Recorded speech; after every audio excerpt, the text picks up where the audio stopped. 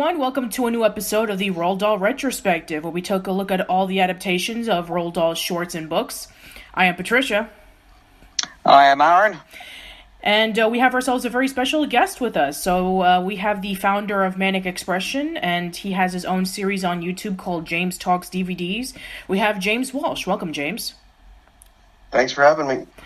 So yeah, today we're going to be discussing about the 1995 anthology comedy film, 4 Rooms.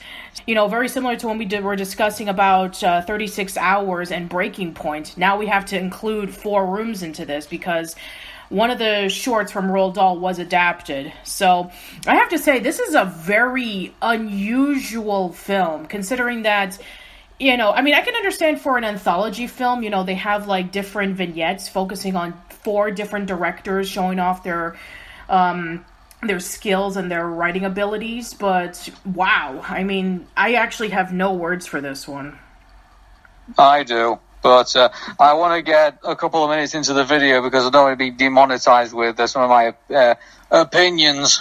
Don't worry. If your, you know, explicit terms, you know, don't, you know, demonetize this podcast, then when we talk about the last short, it definitely will. But yeah, so right before we discuss about this particular movie, so James, what is your history with any adaptations based off of Roald Dahl?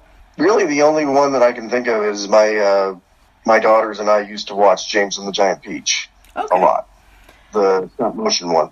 Oh, nice. And yeah, that was sort of a favorite when they were growing up. Mm-hmm. So very familiar with that. Never really cared much for Willy Wonka.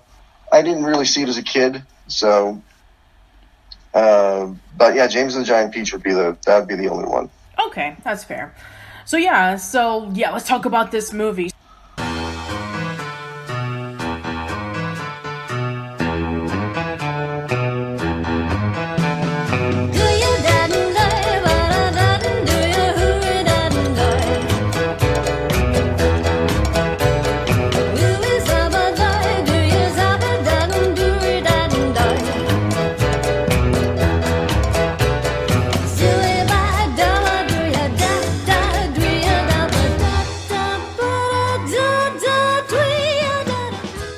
Yes, is an anthology series focusing on a bellhop by the name of Ted, and he's the bellhop of a hotel by the name of Hotel Monsignor in Los Angeles during New Year's Eve.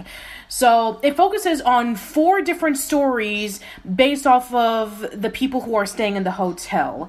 And it features 4 different writers and directors. There's Allison Anders, Alexandre Rockwell, Robert Rodriguez, and Quentin Tarantino. It was at a time in which when indie filmmakers were starting to become really popular in Hollywood. You know, people such as the likes of, you know, Quentin Tarantino and Robert Rodriguez were producing their stuff out there, such as, you know, like From Dusk Till Dawn and Pulp Fiction, and it started getting a lot of people, you know, interested in what else they can be able to do. And not to mention that Allison Anders was making a name for herself because she had did a film called Gas Food Lodging, and at the time she did Mi Vida Loca. And then there was Alexandre Rockwell, who he was being known at the time for producing a film. I think it was called, was it Sons or something like that? But yeah, for the most part, these 4 independent directors came on by to do this anthology film. When this movie came out in 1995, the critics tore this movie to shreds because they said it was just a massive disappointment and an overall convoluted mess of a film. So even still to this day, it has a pretty low rating on Rotten Tomatoes, and most people don't really remember this film outside of, you know, if they do know about it, then it'll be like, it's that film that Robert Rodriguez and Quentin Tarantino were involved in that nobody really talks about. Who wants to remember this besides us? I know, right? It's like I had to dig deep into the crevices of obscure Roald Dahl adaptations so we can be able to talk about this film. Let's just be honest with everybody here. This is the biggest pile of shit that I've ever had to be sat in front of in my entire life. I've wasted $3 on this movie, and $3 I could have given to a homeless person, $3 I could have given to charity, $3 I probably could have done various other things with. But no, I had to spend it on this pile of crap. Yeah, and you know what? And I thought that Breaking Point was bad. We made fun of Breaking Point, but oh my goodness, this is an Oscar-winning performance compared to what we've just seen today. Well, I mean, let's just start with the entire presentation of what they're trying to achieve here. This whole thing looks like a Looney Tunes thing with 18 rating, and it sounds like probably the worst parts of Looney Tunes, the worst parts of Nickelodeon, and the worst parts of various other cartoon-related things. Probably the worst parts of Ren and Stimpy as well. Like, it's gross out humor, and it's not funny. Yeah, it really isn't funny at all. It's really awful and painful to watch. And, the only thing that kind of outstands to me, at least the part that I watch it, let me tell you this. For those of the people who do not know, I famously watched Captain Underpants, the first movie, and only managed to sit for half an hour through this, and then I turned it off. Now, to be fair to this movie, I sat through 44 minutes of this movie and then turned it off. So at least I can say that this movie kept my attention far much than Captain Underpants, the first movie, ever did for DreamWorks. But it still felt like it's one of those situations where I will watch this movie once and I will never, ever, ever, ever, ever watch it again. And I will warn everyone away from this movie whenever I can, man. Yeah. It was this thing was painful to watch, and the whole presentation of it all as well. Like, it's just the fact that it goes for shock value. The fact that it's got kids doing stabbing each other with needles and smoking and all this other stuff that he puts up on the screen. I'm trying to find a really good comparison for it, but I can't. All I can say is it's just a big, massive mess. And whoever made this mess, I think should be responsible for cleaning it up, as far as I'm concerned. Well, I mean, since it is a hotel, I guess it's very appropriate. Well, there's been funny hotel movies. Okay, I would even go as far as say Dunstan Checks In had some funny moments compared to what we had here with the. With this, and I'm sure there's some throwaway gags from The Sweet Life of Zack and Cody that probably had some funny moments compared to. Well, don't forget, we just saw The Witches last time, and that took place in a hotel. Yeah, and mind you, it was probably Rowan Atkinson that probably saved that movie as well. Mm-hmm. Yeah. But to me, I can't believe that 4 people wasted their time with this movie, and the fact that one of them is Quentin Tarantino, who is known to basically take chicken shit and turn it into chicken salad sometimes, which is one of the concepts that he deals with. I still like some of his movies with Samuel L. Jackson, and I think when they get together, I think it's really cool. Mm-hmm. But I just think that in this instance, would Samuel L. Jackson have rescued this? Really? To be quite honest, I mean, I don't think so. I think that, there's a lot of celebrities in this movie. I mean, you have Antonio Banderas, you have Jennifer Beals, you have Sammy Davis, you have Madonna, Marissa Tomei. I mean, there's a lot of, celebrities that are, they're not just, they're just, one-off celebrities that don't really do much. I mean, we're talking about, A-list celebrities back then, and... I think that it's due to the writing that, if the writing is not able to do well, then, basically, the actors don't really have a lot to work with. So, do you know what? Let's talk about the first scene, shall we? Doesn't it look to you that the group of women that we're confronted with all had a massive dispute with the director about, whether they all wanted to go topless? Don't you look at that and think, wow, some women were open to do it and other women weren't? Mm-hmm. It looks like it makes no sense. This whole witches thing is garbage, as far as I'm concerned. It has no rhyme or reason to it, and it's all just to kind of tee up the fact that hey, we need to get this jizz out of this guy. So to me, it's building all up to basically a gag that they don't really do too much with. It's it's a cutscene later, and all of a sudden this jizz is out. So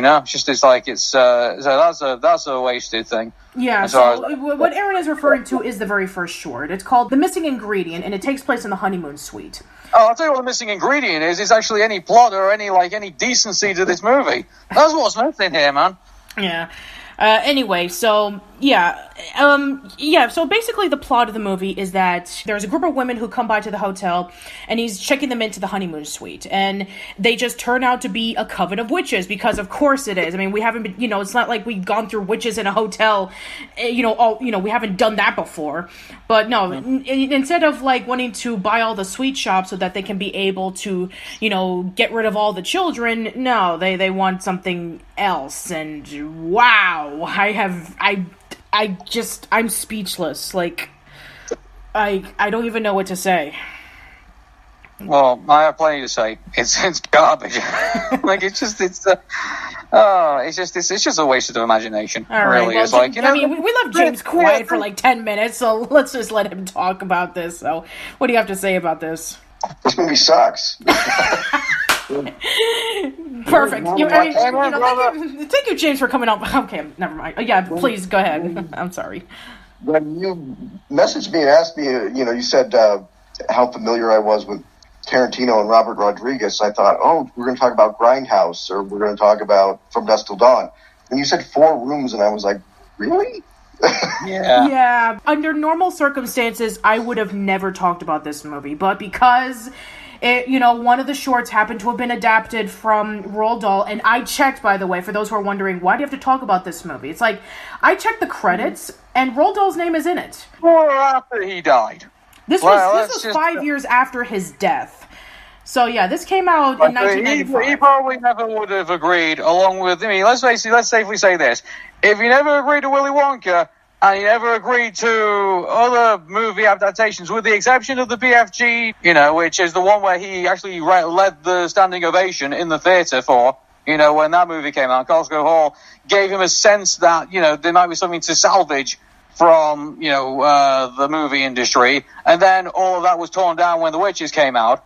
To me, I think he probably would have done exactly the same thing with this movie. He would have said, nope, you ain't putting my name anywhere near it, but hey, now that he's not there anymore, there's no way he can, object to that being a thing. Yeah, exactly. So, and I don't even think that Lissy Doll even knows about this movie's existence. I don't think they even do, because, as mentioned before, the first movie that, she would be a part of would be James and the Giant Peach, which is a movie we'll talk about another time. No, we're not talking about it next time, because we got something else, and oh man, that's going to be another acid trip.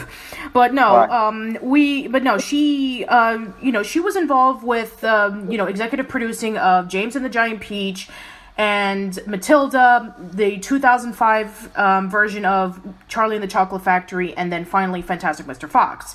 And so we know that she was involved with those movies. As for this one, I completely doubt it. I just think that, let's just do, because that Roald Dahl was known for his shorts that were geared towards adults, as we mentioned before when we were talking about 36 Hours and when we were talking about Breaking Point, that, a lot of his shorts were geared for more adults. And one of them we'll be talking about last is one of his most famous shorts.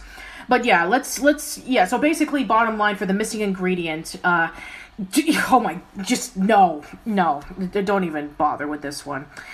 Okay, let's talk about the next one, which is called The Wrong Man. And in this one, so the bellhop finds himself in a hostage situation, and, he gets, basically he's, forced at gunpoint, and he has to, say the words ice and, just constantly saying the word ice. And basically you have, this crazy couple, and, it kind of makes you wonder about, is this supposed to be, a psychological thing that they're going through? But, yeah, this one was another weird one. I don't remember. It was a poorly written, shock fest. That's all it was. It makes me wonder what would happen if Lloyd Kaufman got involved and said, okay, you're gonna do all the gross out humor, but kind of make it where it has to make some kind of sense. The Toxic Avenger wasn't some guy who just does gross out things for no reason. He ended up getting made radioactive and was made into the Toxic Avenger. He didn't just randomly appear like that, and it just makes me feel, this is the thing about some of the elements in all of this, is that they just randomly come out of nowhere. Like, all of a sudden, the guy with the gun turns gay and kisses him and stuff like that. And all of a sudden, like, this woman is having this argument about, being gagged and things like that. Like, I wasn't really following at this point. I basically just kind of, like, started zoning out because it was like, this is all just a bunch of noise, and all just a bunch of, nonsense that's on the screen. Yeah. It's just like, it's one of the movies that didn't capture my attention. Like, at least I can say with A Good Dinosaur, that, even though that was, quite plain, at least it sort of grasped my attention. A lot of other things that we've seen in the past, in other series, I can say grasped my attention. This, probably with the exception of probably Shrek Forever After, I think probably, like, this is one of the movies that just made me, from the get-go, just zone out. And just, feel like, I think hands down, if it's not, I think that if either the first or the second one are the worst ones, for sure. I think it's just all bad. Well, I mean, sure, they all suck, don't get me wrong, but I would say that the first half, like the first two ones, are the least bad, they're the worst ones. Like, they're just incredibly shocking, and then they're just that. I mean, they're just shocking for the sake of being shocking. And here's the thing, like, I think that these, I can understand, somebody like, Robert Rodriguez and Quentin Tarantino being able to take it, into full strides in that case, because, they done so with, like, Grindhouse and a whole bunch of other, homages to movies and such. But these two directors at the time didn't really work with that kind of material. They were known for indie films, but not those kind of indie films. Like, for example, Gas Food Lodging, which is the movie that Allison Anders was known for, it was based off of an adult novel, and it was more dramatic. Well, as for, the movie that Alexandre Rockwell was working on, In the Soup, that's what it was called, it was just another period piece. But, yeah, I mean, like, for the most part, yeah, I mean, like, this is definitely, like, you're bringing in two directors who are known for, like, dramatic stuff and more down to earth and more grounded, and you're trying to put in, like, some sort of wacky, over the top, shocking, grueling, violent, just disgusting material. It just doesn't work. Yeah, did you know that, in Bucky O'Hare and the Turd Wars, he's actually fate of a warm-blooded, freedom-loving mammal, the universe is in his paws. And why did I bring that up? Well, I'm just following the theme of the movie, just bringing up random shit. That's basically what it is, So, Yeah. So, what are your thoughts on this one, James? What are your thoughts on The Wrong Man? I always got the feeling from the movie that they were building up to Tarantino, because the segments all felt kind of out of order. You build to the witches. You don't start with the witches. You build to that, because otherwise you're setting the movie up to be kind of supernatural, and then nothing else ever like that happens again. I mean, even with the witches, there wasn't really much to build to be quite honest with you. I mean, like, I would not have really cared at that point where they would have came in at that point, like whether they came first, second, third, fourth, or 1,000th. To me, the whole thing was a mess. If you want to put the blame on anybody for this movie, I feel like you put the blame on Harvey Weinstein. Yeah, you put the blame on that is very true, because, I mean, this is a Miramax film, and you know that they're done by the Weinstein Company, so great! God. Pulp Fiction would have been pretty new. And I don't think any of these directors yet had the clout to say no. Yeah, that's true, because they were still brand new. Like, Robert Rodriguez, he was still doing... he was still starting off with his movies as well. He only did Mariachi, Road Racers, and Desperado, which came out the same year. And then Tarantino was Reservoir Dogs and Pulp Fiction. And then for the other, for like Allison Anders and Alexandre Rockwell, yeah, I mean, they were just starting off as well. So you have four brand new, independent directors and writers who are just getting their names out there. And they were like, hey, you want to be able to build up your reputation more? Let's see if you can be able to work together on this film. I mean, I think that, they were just starting out. They were still brand new, and they wouldn't get a lot of experience until, like, a little bit later on, but still, it's just, like... I guess, in everyone's defense, I guess you could say they were still, cutting their teeth in the industry. I guess you could say when all of this craziness was going on. But I mean, I guess you could say there's far worse examples of people coming into, saying that they know what's going on a movie set. I mean, as of recording, Sylvester Stallone right now is up for a Razzie with one of the most beloved franchises in action history, which is Rambo. I guess you could say, in its defense, some people who walked into this movie had some, rustiness to them. They didn't have, the political clout to say no. I guess you could say in this. I mean, there's other directors out there who, or these actors or whoever have shot their own movies and have no freaking clue what's going on, despite the fact that they probably spent maybe a decade or more on a movie studio and had a grip of what's going on. But this movie tells me that there was a lot of inexperience, a lot of, not being able to grasp things, not a lot of, not a lot of preparation, and not a lot of knowing of what really to do in a particular type of scenario. This movie represents all of this, I think. For sure. This is probably the best thing I'm going to say about this movie is that, given the fact that we've seen far worse examples of things come out from people where you would expect some kind of quality standard here in 2020, I guess to go back to 1995 and say, oh, here's this thing, but everyone was kind of new of what they were doing at the time and they were kind of trying to find their edge. I mean, I guess you could say, how long was George Lucas in directing before he came up with Howard the Duck? Right. Exactly. There's always going to be those directors who, in their heyday, come out with the most reeking stinkers.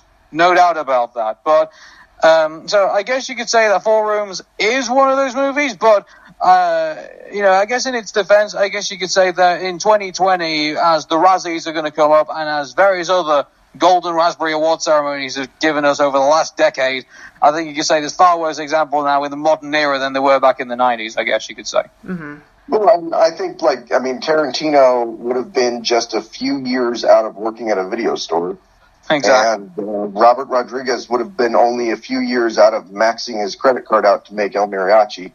So I think both of them were sort of we're new. The boss wants us to do this. I doubt that each segment took that long for them to shoot. I think that it was just sort of Harvey Weinstein saying, do this, and them going, all right. To be honest, if this was basically an independent movie that was screened in a couple of small community theaters to and it was just kind of some guys just kind of expressing themselves, that type of genre of movie, where, guys get stoned and lie on the floor and just watch a cinema screen for hours on end. If it was something like that, I think you could say, well, it's for a niche audience and it can be forgiven. But let's face it, this had Antonio Banderas, it had Madonna in it, and it had various other big names attached to this. And so the fact that this was basically put in full daylight in front of the movie-going public, I know we usually say the box office for the end of these things, but how well did this thing actually do? It barely made its budget back. This movie cost $4 million to make, and it only made $4,257,354. I rest my case. This movie barely made its budget back. I know, it's a public embarrassment is what this movie is, unfortunately. Again, if it was this edgy kind of independent film that wasn't supposed to be seen by very many people, I guess you could say it has some kind of forgiveness to it, but that's not what they were going for here. You could see what they were trying to go for here, and it looked like they took the worst cliches out of movie making in the 90s.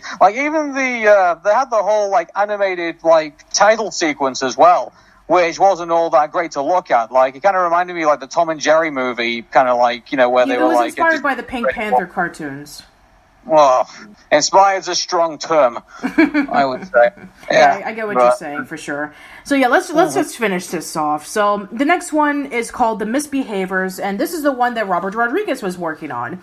And yeah, you could definitely tell this is a Robert Rodriguez film. So basically, Antonio Banderas and his wife, played by Tamlyn Tomita, they are going over to a New Year's Eve party, and they told the bellhop, "Hey, we want you to watch over our kids while we're going out to this party. We'll pay you $500." And so, yeah, these kids are like, how would I describe it? They're like the spawns of Satan, basically that. So, let's see. The whole hotel room becomes a mess. One of the kids is smoking a cigarette. One of the kids is having a liquor bottle. They're watching an adult channel. There's a dead prostitute. And of course, the whole thing ends with, the hotel room being set on fire. I look at that, and I think, if you toned it down slightly and you animated it instead, it would have made a good water cartoon shot. For adults. Yeah, so as far as I'm concerned, it would have, hey, and before anyone says, oh, hey, they wouldn't have got away with that on What a Cartoon Show. In the first appearance of Cow and Chicken smoked a cigarette as part of the plot for the short. But so there was adult themed stuff in that show. So something like that. If they basically just said, oh, you know what, we're just gonna take the script, put it on Cartoon Network, tone it down massively so that all the God crowd don't complain about it, and just be hidden just enough so that it's the last stoned guy at 11 to midnight will just see it, that kind of thing. I think we've probably been talking about it as part of our 90s nostalgia more than kind of talking about how much of a dumpster fire it all was, pretty much. And I guess so. I guess if you were trying to go for more dark humor, I can definitely see that working if the execution was a lot better. But yeah, it's like, kids are acting like crazy adults with smoking and drinking and watching, inappropriate stuff on TV and, stabbing an adult with a syringe and calling them whore. So, yeah. I was really surprised that Antonio Banderas wasn't, I guess you could say he was somewhat typecast, I guess, in some particular roles, I guess you could say. I'm really surprised after watching that, and then you watch Spy Kids, and then after you watched, The Mask of Zorro, and things like that, you wouldn't think that, he would have suffered the same fate of, Adam West or, William Shatner at that point. I know he's had more varied roles in his movie career, but I'm really surprised with this type of track record, with these types of movies kind of blipping in the 90s. I'm really surprised that, he made, some success out of himself, really. As of the recording of this podcast, the Oscars just recently aired on TV, and he was nominated for Best Actor in Pain and Glory. So yeah, you can, I think that this is going to be one movie he's not going to bring up in his career whatsoever. This movie never gets brought up by anybody. I watched, there's a documentary called, I think it's called QT8, about Quentin Tarantino, and I just watched it a couple weeks ago. And it's basically going over his entire career up to right before Once Upon a Time in Hollywood. This movie isn't mentioned at all. I don't blame them. Nothing about it. It's like a 2.5 hour, very extensive look at his career.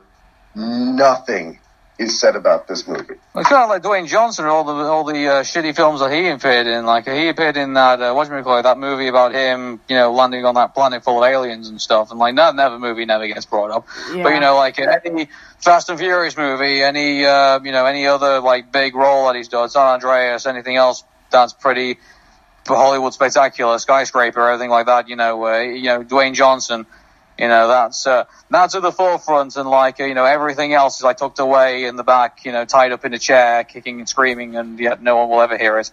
Yeah, for sure. All right, let's go over to our feature presentation, the short that we were building up to, because this is the one that's adapted from a Roald Dahl short. So it's called The Man from Hollywood, and this was done. This is adapted from a Roald Dahl short called The Man from the South.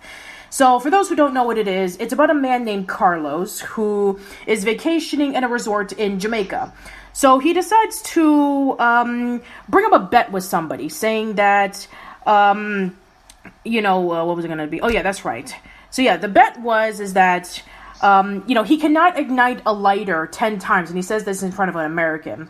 And if he does not light it, that means he gets to cut off a finger. And basically, it shows off in the end of the short that he has done this so many times because he is actually a psychotic maniac. And so basically at the end of it, the American has only one finger left. So this has actually been adapted into a segment in Alfred Hitchcock Presents and The Tales of the Unexpected. So I guess because of that, because it's so twisted and demented, it's like, hey, Quentin Tarantino can do that because, he did a movie where it involved with somebody getting an ear cut off. So why not have one involving with getting some fingers getting chopped off? Because, yeah, sure, why not? So, well, the difference between that is that scene was iconic and this thing's a pile of shit. Well, That's the difference between these two things. A minute 44 of this movie, I switched off. So you have to forgive me, everybody. Because I think the way that you guys are going to describe it in the next couple of minutes is going to turn me completely off it and think, hey, I've dodged a bullet. I've decided not to torture myself for one time for, a good 45 minutes. I decided, something, I've seen this now. I've seen all the prerequisites. I kind of get an idea of what we're up here for. As far as I'm concerned, it's like, you go to the party, everyone in that party is crazy. Everyone's on crack. Everybody's drinking to stupidity. The police are coming. Everyone's going to get dragged out of the room and arrested and charged and God knows what else. You leave. You get out of there as soon as you can. And at minute 44, before this whole thing kicked off with this guy cutting his fingers off or whatever he was going to do. It was going to win a car. When it's gone. Exactly. So as far as I'm concerned, I hope I never see it, and I hope I never will. So you guys can take the floor on this. I feel right now I consider myself relieved. Okay, so basically it has Tarantino star in it as a man named Chester, and it takes place in a penthouse. So they decided that they're going to do this little challenge involving with a guy named Norman. So that's one of their friends. And very similar to the original short, he makes a bet that he can be able to light up this lighter 10 times in a row. And if he wins, he gets the car. But if he loses, he gets a finger chopped off. And, he's like, yeah, sure, why not? And so basically, as time goes on, basically as time goes on, like, it just gets even more and more demented because, he tries to leave, but then he's like offering him like a few $100s at a time to go up to $1,000. And, then basically, he tries lighting it and the finger gets cut off, and then he takes the money and then he just leaves the penthouse. And, they basically, the whole end of the movie is like, because they cut off the guy's finger off, it's like, now we need to take him over to the hospital. So, yeah. And nothing was achieved. Nothing was achieved. Yeah. Oh, and by the way, this particular one, I had to get a counter for how many times they say the F word. They said it almost 180 times. Like, imagine how... Here's the thing. This short is not very long. It's like, 20-something minutes long, or 25? And they say the F word almost, 180-something times. It's unbelievable. The shock value is gone. At this point, everyone knows the whole thing's gone off the rails at this point. And so, as far as I'm concerned, they're just trying to throw anything they can at this point. They're getting desperate. They're trying to get a laugh. They're trying to get something, anything, any reaction out of people. And it just isn't working. It just doesn't work. And I'm just amazed that no one looks back at all of this. From when the scenes were being filmed, from when they all walked away, from when they all went to the bar, from when they went back to the post-production studio, from when they started editing the movie, when they started cutting things out, when they started leaving things in, when they had the final product, when they did the test screening. I'm assuming, I don't think there's been test screenings. as far as I'm concerned. Like, surely there must have been some kind of, if there were test screenings, I guarantee you that movie would not have been released. But somewhere down the line, someone should have stood there and said, no, we need to do this again, or we need to not go this direction, or we need to retain some control. There's none of that here. At all. I think that they were all, they might not have had clout as directors at the time, but they all had hot movies at the time, and so it was sort of let them do whatever they want. Let them, Tarantino, the ego that's on display in this segment, him being the movie star and Bruce Willis just sort of being there in the background. And Tarantino basically proving why he should never be the lead in anything, where he can pop into Desperado for 5 minutes and maybe get some laughs, but him being the lead character in that gets annoying fast. It does. And we haven't even talked about Tim Roth. Oh yeah, that's right. So Tim Roth is the main character in this because he is in all 4 of the shorts because he's the bellhop. Well, I can see where he's trying to go with it. I think he is trying to be that Roger Rabbit, that kind of like that crazy character, trying to entertain everybody in the audience, and it is a disaster to watch. He tries far too hard at what he's trying to do. He thinks he's making everybody laugh. He ain't. And he has no chemistry with anybody on the screen, and he's not short of like people to work with here. He's working with Antonio Banderas. Madonna had some kind of acting ability, at that time. Some people praise her for her performance in Dick Tracy, the movie. But in regards to, he had a lot of hands he could hold on to, and instead he batted them away and just started to act like Daffy Duck, and started to kind of like stick out like a sore thumb. Not to say everyone else wasn't doing too, but I just think that, seeing him there was just obnoxious, man. Like, yeah. It sounded like, his direction was minimal at best, and I think he was just trying to go on his own tangent, and to me, it didn't work at all. And the thing that he needed was a proper kind of like an agreement amongst all the people who were putting all these segments together of like who this character was, the situation he was going to go into, and everything else in that regard. It almost felt like a Looney Tunes cartoon that kind of like was being passed from director to director. Like, like this was going like through like all these different people. Like, the Warner Brothers themselves was no longer like, the people in charge. It was like kind of like seeing things being thrown from like, the 40s, the 50s, the 60s to the 70s to the 80s to the 90s. It was just kind of like this whole, shift change that was going on, and there was no even consistency to the character. Like, he started off as this timid guy, and then all of a sudden, like all of a sudden he's just this this hothead. All of a sudden, that just kind of flips and comes out of nowhere. Like, it's just I get that they're trying to build up to the fact that he's losing his mind, obviously being the bellhop all on his own and stuff like that. And like, I can see where they're going off in there, but that's okay for a 5-minute cartoon. It's not okay for a 1.5 hour movie. Now, here's the thing. I can understand, that transition that you were mentioning before, because let's just say that, he was a very timid bellhop who had to, like, just simply do his job. But because the people that he was checking in, whether it be the witches, whether it be the crazy couple, whether it be the demonic children, or whether it be, this huge bet that was going on with, like, saying, hey, you're going to get a car in exchange for, if you light this lighter, but if you lose, I'm going to chop your finger. So it's like, I'm sure that, it would have been interesting if, like, he slowly started going into insanity to the point in which he's just as crazy as the people he was checking in himself. I mean, the world doesn't allow him to do that. The world, he just kind of blends in with the world, which is already crazy enough. So he doesn't really stand out as that. They played it like, this was all going on in his head. Like, he thought, oh, hey, wait a second, these women sound like they're witches, they're doing kind of all this weird stuff. And then there's it's like a wholly innocent explanation for it all. Kind of like, it's just, do you know what's missing out of this? John Cleese.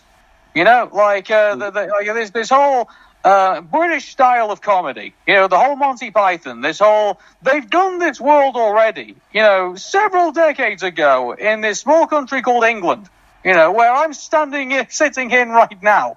We've done this type of comedy before, and not one person thought, hey, we're kind of doing this shit too.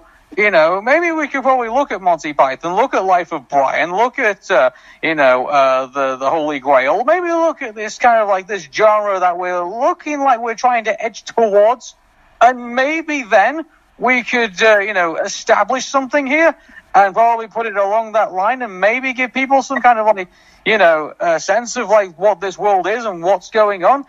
And that's another thing it lacks as well. Just like it's this, at least you can say, we know how random Monty Python is, but it's kind of like, Pink Floyd without the seriousness. Like without the message, it's just kind of like, it's just throwing it out there and throwing all this imagery at us and all this craziness at us and, and mixing in what they thought, oh, hey, it's kind of like the rejected skits out of a Monty Python sketch or a rejected skits out of like, something that, that team of guys in Monty Python probably would have done. And they said, oh yeah, well, we've got all these rejected ideas. Let's go quick Quentin Tarantino on the phone and let's tease him with these parts. And then he kind of turned around and said, oh, hey, I can make a movie out of this. Yeah. Right, exactly. So, yeah, let's just wrap things up. So, I can completely understand why critics bashed this movie when it first came out. They said it was just like a missed opportunity, massively disappointed, a wasted potential of amazing people who had brought their names out there only to combine together to make this mess. And, I guess, I don't know if it really ruined the careers of any of them very much. I mean, I just think that there was just one little blip of a mistake that they just decided to sweep under the rug, and they were like, let's pretend that this thing never happened. Because, pretty much, they all went off to do much better things. I mean, like Quentin Tarantino, going back into the Oscars again, his movie, was nominated for Oscars.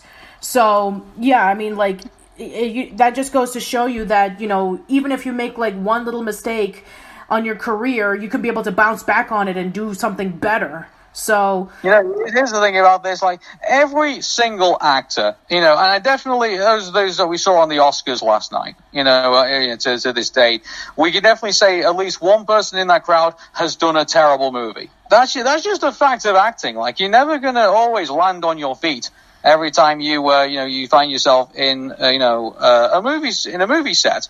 There's likelihood is that you've jumped into a movie role and you just happen to be there. You signed the contract, the ink's now dried on the paper, and now you're stuck with it. And that's where you have to be. And or else you're not going to earn the money, and you're not going to be able to buy your car and buy your get those upgrades to your house and stuff like that, Exactly. So, unfortunately, whether we like it or not, all our favorite actors, every single one of our favorite actors has had a shit movie.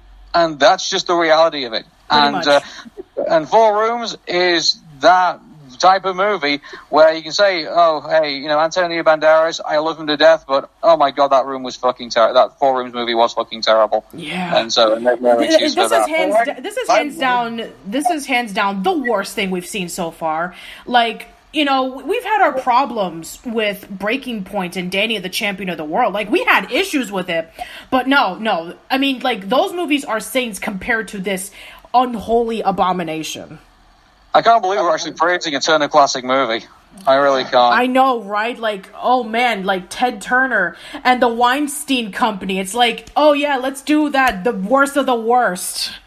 Mm-hmm. Oh, God. I remember watching this because I was old enough to be really into indie movies at the time and really enjoying that scene when it was happening. And I love Tim Roth. I think Tim Roth is an amazing actor. And I don't know what anybody was thinking with the just everything about it was wrong. Yeah. I think to me it was the actors who lacked direction were just kind of like just railing around and just trying to do whatever they could. You saw actors like Antonio Banderas, and you could tell that he was basically just gone into autopilot. He was just doing Antonio Banderas. He does what he does in kind of every other movie. He does that spiel in Spy Kids. He does that spiel in Mask of Zorro. He does that spiel in various others. Like, again, I'm very surprised he wasn't typecast. He's managed to actually diversify and play other roles in his career. But, you can tell that the people who had the experience were just basically just going off their experience of being actors in other roles, while everyone else who was kind of like stepping in with very little experience, you could tell from the get-go they were like a deer in headlights. They didn't know what to do, and the directors did not help them one single bit. Yeah, this is one of those classic examples about a movie that was doomed from the start.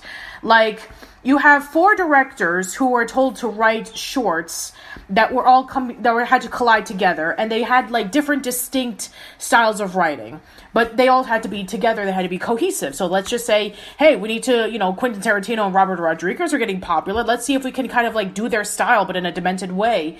And so they were like, yeah, sure. And then the actors, they had no direction. The story had no direction. So, it was like everything just, you're right what you said earlier, James. Everything about this movie is just wrong. Like, nothing good there's nothing good about this movie. Like, seriously, this is one of the worst things I've ever seen. I am so sorry that I actually had to dig this up because we had to watch it for the Roald Dahl Retrospective. Like, I hate myself right now. Don't worry, baby. You can make it up for when I come to Florida. Oh, thank God. But seriously, I don't really like to leave. Here's the thing about this. I feel bad that we've gone through this whole episode of negativity, but I kind of feel like I want to leave on a more, a bit more of a positive note. And that is that at least we can say that no one was kind of harmed in this movie.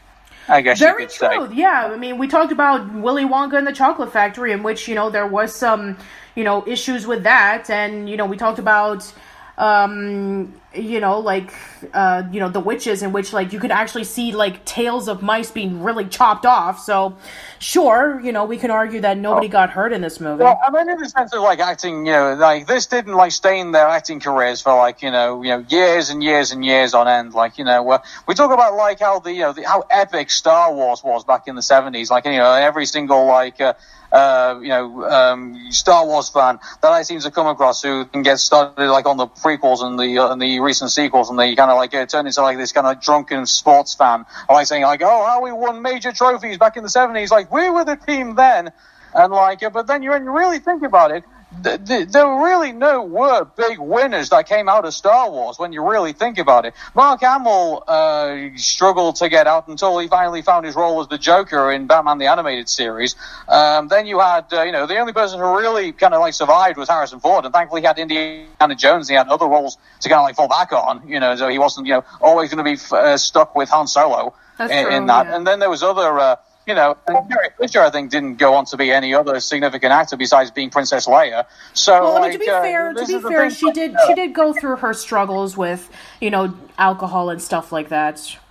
Mm-hmm. But okay, fair enough. But Star Wars is considered this big, epic classic of cinema. In the eyes of the people who all wear Stormtrooper helmets go marching around Comic-Con. But, in regards to, at least we can say that Four Rooms had less of an impact on people's acting careers than the Star Wars trilogy ever did. That's true, yeah. So, yeah, basically, where the Star Wars trilogy, the original Star Wars trilogy, not the prequels or the recent ones, where, I guess I can understand that. The Four Rooms essentially came out, and it was critically panned, and then pretty much just became forgotten really quickly. So, everybody who worked on this movie, with the exception of the Weinstein brothers, but, that's beside the point. But for the most part, a lot of people who did work on this movie went off to do bigger and better things. So we can say that this is just a blip in Hollywood's industry that nobody will talk about, and let's just stop talking about it, actually. So, yeah, I just want to... Yeah, I know. Okay, we all swore a secrecy. We will never, ever mention this in public again. Yes, first rule about the Roald Dahl Retrospective, never talk about four rooms. I didn't even remember the movie existed until you brought it up. Yes, I know, I'm sorry. I'm not sorry for you, man, now. Like, next time we bring you in for another broadcast, we're going to have to talk about something more positive, you know? Oh, yeah, for sure. I owe you for that. Let's let you select the topic, and if you want to come on the Arun Meta show, if you want to come back on Old School Lane, we'll talk about that instead, and we'll probably have a happier time with it. So yeah, for sure. Sounds good. All right, so yeah, James, thank you so much for dealing with this crap. I really do appreciate it. Yep, thank you for having me. So yeah, where can people find you at? Plug and promote your stuff. Just over on Manic Expression still, and we are deep into production on the animated feature film that we've been working on for a while, and there should be some news about that coming next month. All right, awesome. So yeah, so thank you so much for listening in to the Roald Dahl Retrospective. Tune in next time, as we're not going to be talking about James and the Giant Peach. Yes, I know, I did find another obscure Roald Dahl adaptation. Help. But no, this time around, we're going to go back to the corners of England, because we're going to be talking about a BBC production. We're going to be talking about Roald Dahl's Little Red Riding Hood. So until then, my name is Arun. My name is Patricia. And take care, and bye-bye for now. See you later.